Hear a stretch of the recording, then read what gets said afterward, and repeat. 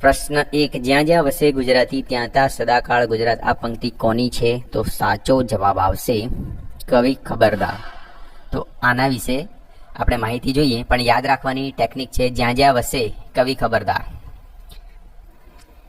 હવે માહિતી જોઈએ, જ્યાં જ્યાં વસે ગુજરાતી ત્યાં ત્યાં સદાકાળ ગુજરાત. આ પ્રસિદ્ધ પંક્તિ કવિ ખબરદારની છે.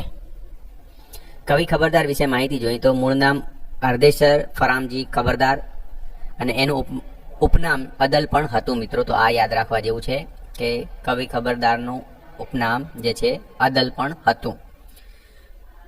એનું ક્ષેત્ર એમનું જોઈએ તો કવિ, લેખક, સમાજ ચિંતક અને તેમની વિશેષતાઓની વાત કરીએ તો રાષ્ટ્રીય ભાવના અને દેશપ્રેમની ભરપૂર કાવ્યો એમને લખ્યા છે. ગુજરાતી ભાષા પ્રત્યે ખૂબ પ્રેમ અને ગૌરવ દર્શાવ્યું છે. તો આ બધી માહિતી એમની છે.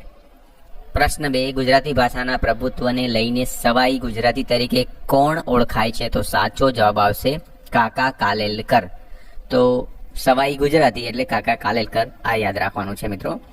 આગળ જોઈ તેની માહિતી. ગુજરાતી ભાષાના પ્રભુત્વ અને અભિવ્યક્તિ માટે કાકા કાલેલકરને સવાઈ ગુજરાતી તરીકે ઓળખવામાં આવે છે. ક્ષેત્ર સાહિત્યકાર, શિક્ષણવિદ, સ્વાતંત્ર્ય સેનાની, ગાંધીવાદી વિચારક. તો આ એમના ક્ષેત્ર છે. તો આમાંથી પણ પૂછાઈ શકે મિત્રો પ્રશ્ન, યાદ રાખવાનું છે. તો સ્વાતંત્ર્ય સેનાની પણ હતા. તો આ એક ખાસ પોઈન્ટ છે. ખાસ ઓળખ, તેઓ મહાત્મા ગાંધીના નજીકના સહયોગી હતા. તો આ પણ એક મહત્વનો મુદ્દો છે. નિબંધ, આત્મકથા, પ્રવાસ વર્ણન અને સંસ્કૃતિ વિષયક અનેક ગ્રંથો તેમને લખ્યા છે. ભારત સરકાર દ્વારા તેમને પદ્મ વિભૂષણ પુરસ્કારથી સન્માનિત કરવામાં આવ્યા હતા. તો આ સંપૂર્ણ માહિતી છે. પ્રશ્ન 3, ઇદમ સર્વમ કોનો નિબંધ સંગ્રહ છે? તો સાચો જવાબ આવશે સુરેશ જોશી.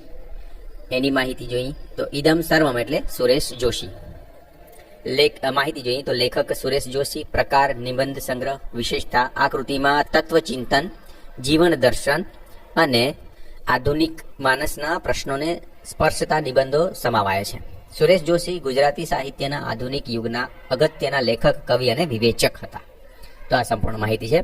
પ્રશ્ન 4, ઝવેરચંદ મેઘાણી લિખિત પુરાતન જ્યોત શાનું પુસ્તક છે? તો સાચો જવાબ આવશે જીવન કથાઓ.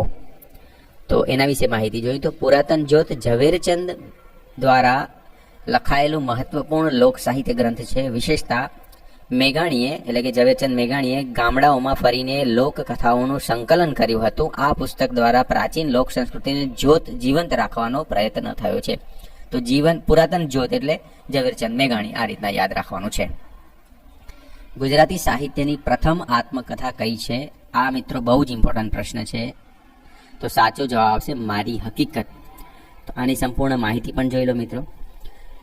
તો મારી હકીકત છે નર્મદા શંકર દવે, નર્મદ જે લેખક છે એમનું છે, જેમનો ફોટો મેં અહીં આપ્યો છે.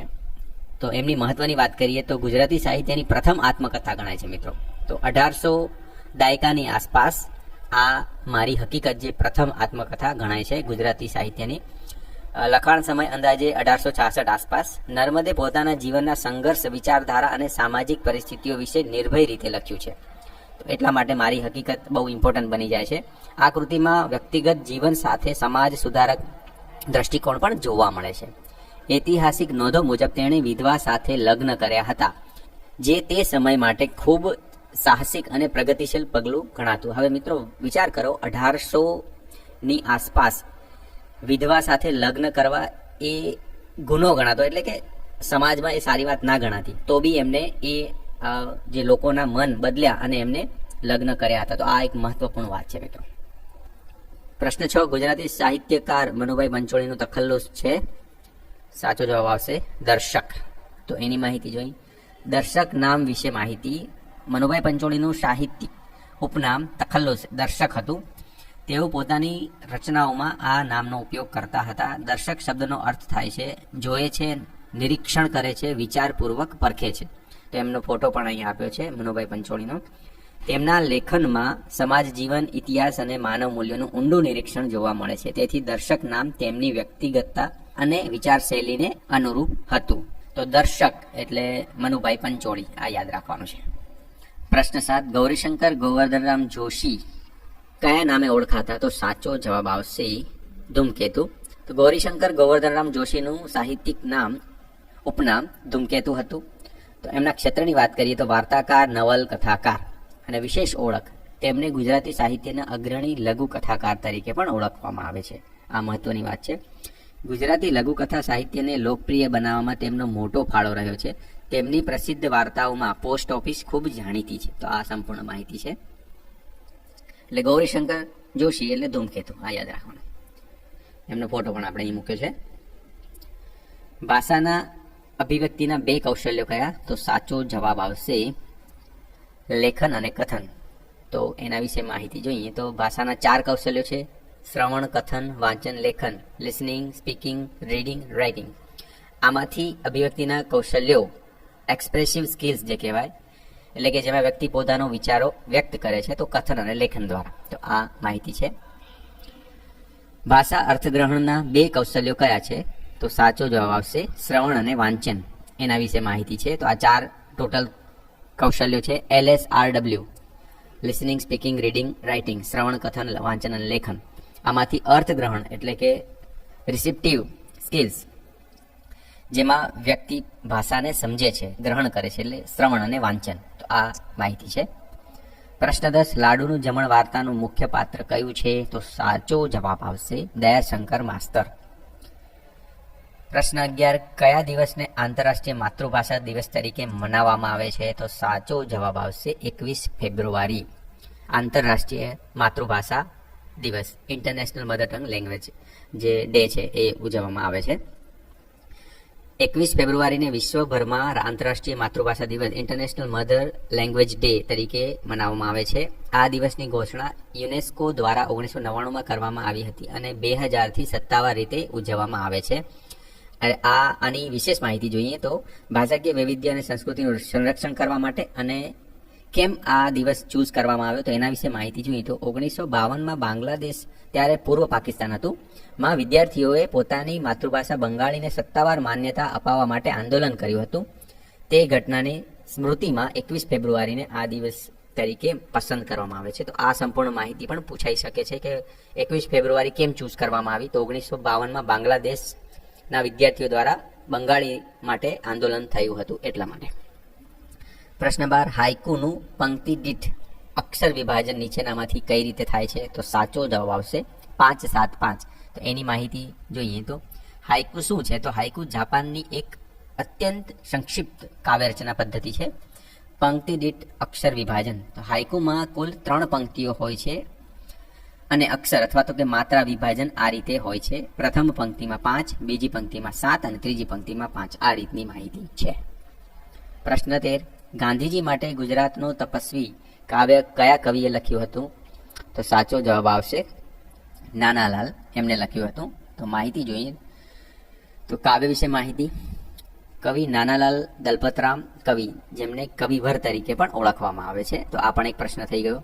વિષય વસ્તુ: ગાંધીજીના સત્ય અને અહિંસાના માર્ગને તપસ્યા સાથે સરખાવીને તેમને તપસ્વીનું બિરુદ આપ્યું હતું. તો આ પણ એક પ્રશ્ન થઈ શકે કે તપસ્વીનું બિરુદ કેમ આપેલું? તો આ એક મહત્વની માહિતી છે. નર્મદનું પુસ્તક મારી હકીકતે સાહિત્ય સ્વરૂપની દ્રષ્ટિએ શું છે? તો સાચો જવાબ આવશે આત્મકથા, જેની ડિટેલ આપણે આગળ જોઈ જ છે. ફરીથી મેં અહીંયા બતાવી છે, જોઈ લેવી.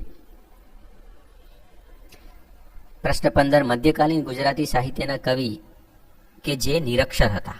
તો સાચો જવાબ આવશે ભોજા ભગત. તો નિરક્ષર એટલે ભોજા ભગત. સાહિત્યમાં મધ્યકાલીન ગુજરાતી સાહિત્યમાં નિરક્ષર કોણ હતું? તો કે ભોજા ભગત. આ યાદ રાખવાનું છે. ખાસ વાત: ભોજા ભગત નિરક્ષર અભણ હતા, એટલે કે તેઓ શાળા શિક્ષણ એમને નહોતું મળ્યું, છતાં તેમની વાણીમાં ગહન આધ્યાત્મિકતા અને જીવન જ્ઞાન હતું. તેમની રચનાઓ લોકમુખે પ્રચલિત થઈ અને પછી લખાઈ. અને સાહિત્યિક ફાળામાં જોઈએ તો તેમની રચનાઓને ચાબખા તરીકે ઓળખવામાં આવે છે. તો આ ખાસ યાદ રાખવાનું. ભોજા ભગત એ ચાબખા. સમાજની ખામીઓ અને પાખંડ પર તેઓએ તીખી ટીકા કરી. સરળ ભાષા અને પ્રબોધક વાણી તેમની વિશેષતા હતી. તો આ મહત્વની વાત છે. દીપ નિર્વાણ નવલકથાના લેખક કોણ છે? તો સાચો જવાબ આવશે મનુભાઈ પંચોળી. તો એની માહિતી જોઈ. મનુભાઈ પંચોળીનું ઉપનામ દર્શક હતું, એ તો આપણે જોયું. તેઓ પ્રખ્યાત ગુજરાતી નવલકથાકાર અને વિચારક હતા. હવે નવલકથા વિશેની માહિતી જોઈએ તો આ કૃતિમાં ઐતિહાસિક અને રાષ્ટ્રીય ભાવનાઓનો સ્પર્શ મળે છે.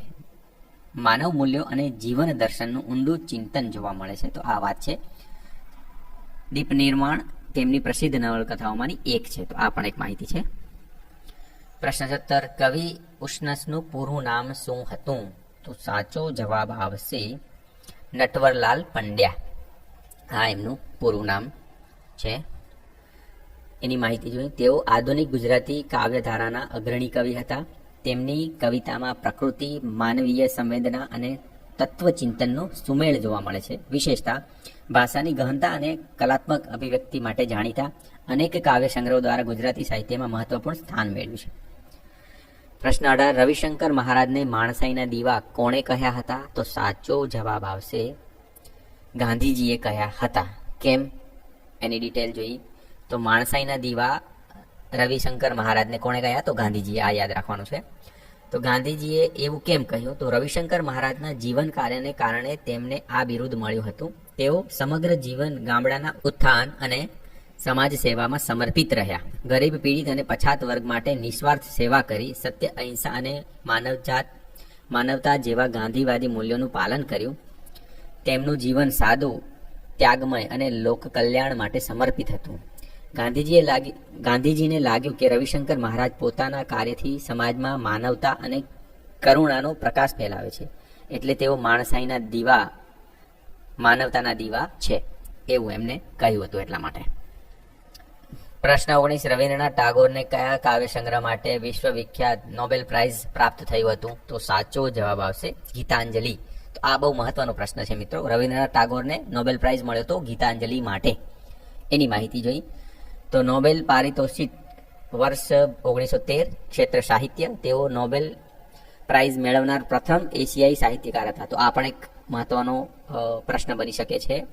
એશિયાઈ સાહિત્યકારમાં પ્રથમ નોબેલ પ્રાઇઝ મેળવવાવાળા કોણ? તો કે રવિન્દ્રનાથ ટાગોર. આ ખાસ માહિતી છે. પ્રશ્ન 20, વિનોબા ભાવે કયા ગ્રંથનો મરાઠી ભાષામાં પ્રશ્ન 20, વિનોબા ભાવે કયા ગ્રંથનો મરાઠી ભાષામાં અનુવાદ કર્યો હતો? તો સાચો જવાબ આવશે ભગવદ્ ગીતા.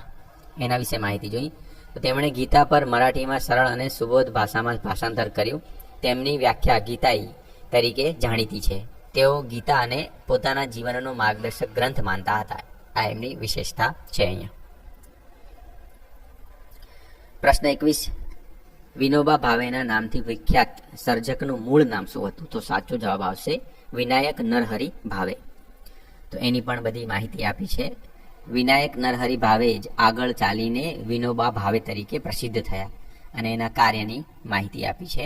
ભૂદાન આંદોલનના પ્રણેતા, ગ્રામ સ્વરાજ અને અહિંસાના પ્રચારક, ભગવદ્ ગીતા પર ગીતાઈ નામે મરાઠી ભાષામાં વ્યાખ્યા. તો આ એની માહિતી છે. પ્રશ્ન 22, રાજેન્દ્ર શાહને કયા કાવ્ય સંગ્રહ માટે જ્ઞાનપીઠ એવોર્ડથી સન્માનિત કરવામાં આવ્યા હતા? તો સાચો જવાબ આવશે શાંત કોલાહલ. તો માહિતી જોઈએ તો ગુજરાતી કવિ રાજેન્દ્ર શાહને તેમના કાવ્ય સંગ્રહ શાંત કોલાહલ માટે વર્ષ 2001માં જ્ઞાનપીઠ પુરસ્કારથી સન્માનિત કરવામાં આવ્યા હતા. તો આ માહિતી છે. બહેનો પત કૃતિમાં બહેનનું નામ શું છે? તો સાચો જવાબ આવશે અનન્યા. 24, નીચેનામાંથી કઈ કૃતિ મીરાબાઈની નથી? તો સાચો જવાબ આવશે સામળ. તો રાગ સોરઠના પદ, રાગ ગોવિંદ, નરસિંહ કા માયરા, આ બધા એમના મીરાબાઈના કૃતિ છે. તો આ પણ એક પ્રશ્નમાં બીજી માહિતી આપણને મળી ગઈ. સુંદરમ ઉપનામ ધરાવનાર સાહિત્યકારની અટક શું છે? તો સાચો જવાબ આવશે લુહાર. પૂરું નામ ત્રિભુવનદાસ પુરુષોત્તમદાસ લુહાર, ઉપનામ સુંદરમ. ઉપરાંત તેઓ ત્રિશૂળ અને મરીચી તરીકે પણ જાણીતા હતા. તો આ માહિતી પણ ઇમ્પોર્ટન્ટ છે મિત્રો. પ્રશ્ન 26, વેણીભાઈ પુરોહિતનો જાણીતો ગીત સંગ્રહ કયો છે? તો સાચો જવાબ આવશે ઝરમર. તો એની માહિતી આપી છે. વેણીભાઈ પુરોહિત ગુજરાતી સાહિત્યના પ્રખ્યાત ગીત કવિ હતા. તેમની રચનાઓમાં સંગીતમયતા અને ભાવસભર અભિવ્યક્તિ જોવા મળે છે. ઝરમર ગીત સંગ્રહ ખૂબ લોકપ્રિય રહ્યો છે. એટલે વેણીભાઈ પુરોહિત એટલે ઝરમર, આ યાદ રાખવાનું. સૌપ્રથમ ભારતીય જ્ઞાનપીઠ એવોર્ડ નીચેનામાંથી કોને મળેલ હતો? તો સાચો જવાબ આવશે જી શંકર કુરુપ. સૌપ્રથમ જ્ઞાનપીઠ એવોર્ડ તો જી શંકર કુરુપ, એની માહિતી જોઈ. તો પૂરું નામ ગોવિંદ શંકર કુરુપ, ભાષા મલયાલમ, વર્ષ 1965. તો ઓડકુજલ એ જે એમનો કાવ્ય સંગ્રહ છે એમના માટે ભારતીય જ્ઞાનપીઠ એવોર્ડ એમને મળેલો હતો 1965માં. આ યાદ રાખવાનું હતું. ગુજરાતી બાળ સાહિત્યમાં નીચેના પૈકી કોનું યોગદાન નથી? તો સાચો જવાબ આવશે પ્રવીણ પટેલ. તો કોનું યોગદાન છે? તો પણ આ પણ એક પ્રશ્ન બની શકે. ગીજુભાઈ બધેકા, ઝવેરચંદ મેઘાણી, રમણલાલ શાહ, તો આ બધા બાળ સાહિત્યમાં ક્યાંક ને ક્યાંક જોડાયેલા છે. પ્રવીણ પટેલ એટલા જોડાયેલા નથી. આ યાદ રાખવાનું. તો એમની સંપૂર્ણ માહિતી આપી છે. ગીજુભાઈ બધેકા બાળ શિક્ષણ અને બાળ સાહિત્યના પ્રણેતા, દીવા સ્વપ્ન તેમ જેવી કૃતિ માટે જાણીતા. બાળ મનને સમજતી સાહિત્ય રચનાઓ એમને ઘણી બધી આપેલી છે. ઝવેરચંદ મેઘાણી લોકકથાઓ અને બાળ વાંચન માટેની સરળ રસપ્રદ રચનાઓ, રાષ્ટ્રીયતા અને લોક સાહિત્યનો પ્રચાર. રમણલાલ શાહ બાળ સાહિત્ય ક્ષેત્રે નોંધપાત્ર યોગદાન. અને ખાસ વાત કરીએ તો ગીજુભાઈ બધેકાએ બાળ સાહિત્યમાં એટલું બધું કામ કર્યું છે કે તેમને મૂછાળી મા તરીકે પણ ઓળખવામાં આવે છે. તો આ પણ એક માહિતી છે. પ્રશ્ન 29. ગુજરાત સાહિત્યમાં પ્રથમ નવલકથા કરણ ઘેલો લખનાર કોણ હતા? સાચો જવાબ આવશે નંદશંકર મહેતા. પ્રશ્ન 30. નીચેના પૈકી કઈ કૃતિ કવિ પ્રેમાનંદની નથી? તો સાચો જવાબ આવશે મદન મોહન. તો ઓખાહરણ, સુદામા ચરિત્ર અને નળાખ્યાન આ બધા કોના છે? પ્રેમાનંદના. મદન મોહન એ પ્રેમાનંદનું નથી. તો આ યાદ રાખવાનું. કવિ પ્રેમાનંદ મધ્યકાલીન ગુજરાતી સાહિત્યના અગ્રણી કવિ હતા અને તેઓએ અનેક આખ્યાન કાવ્ય રચનાઓ લખી હતી. તેમની પ્રસિદ્ધ કૃતિઓ ઓખાહરણ, સુદામા ચરિત્ર, નળાખ્યાન આ છે. બલુ ભોપાનું નાટક કોણે લખ્યું છે? તો સાચો જવાબ આવશે નંદશંકર તુલજાશંકર મહેતા. પ્રશ્ન 32. લેખક અને લેખન પ્રકારને યોગ્ય રીતે જોડો. ચીનુ મોદી, ગીજુભાઈ બધેકા, ઘનશ્યામ દેસાઈ, લક્ષ્મીચંદ કાદર. સામે નાટક એક સુંદર અને જાદુનાથ, ટૂંકી વાર્તા, બાળ વાર્તાઓ, ગઝલ, સ્થાનાંતર. તો આમાં એક બે તમે જો ફાઇન્ડ કરી દીધા ને મિત્રો તો જવાબ આપો એકદમ ઈઝી થઈ જાય. જેમ કે બીજું છે, આપણને ખબર જ છે કે ગીજુભાઈ બધેકા એટલે બાળ વાર્તાઓ માટે ફેમસ છે. તો બી માં સી ઓપ્શન. તો આમાં જોઈ લેવાનું બી માં સી કયો છે? તો સી ઓપ્શન છે. બીજા સિવાય બીજામાં કોઈ એવો ઓપ્શન નથી, એટલે સી એ સાચો ઓપ્શન આવશે. હવે જો બી ટુ સી બીજો કોઈ ઓપ્શન આપ્યો હોત તો આપણે એ રીતના ડિટેલમાં થોડું બીજું જોવું પડે. તો આ રીતની માહિતી છે.